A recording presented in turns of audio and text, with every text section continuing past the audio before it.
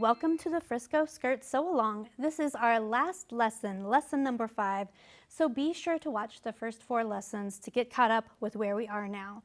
In this final lesson, I'm going to go over hemming your skirt and some easy design options.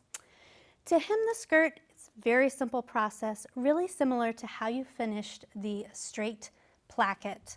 You are going to fold the lower edge of the hem up 1/4 inch.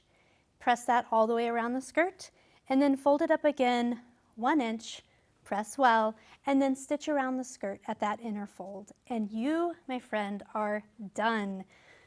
For design options, there are so many different directions that you could take this skirt. You could extend the hem, you could do a midi or even a maxi, or try a waterfall hem and bring a little bit of asymmetry into your design.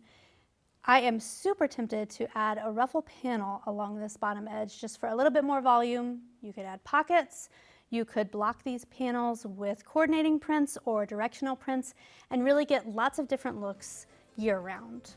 Thank you so much for joining the Frisco Skirt Sew Along. I hope you love this skirt and wear it all spring and summer long.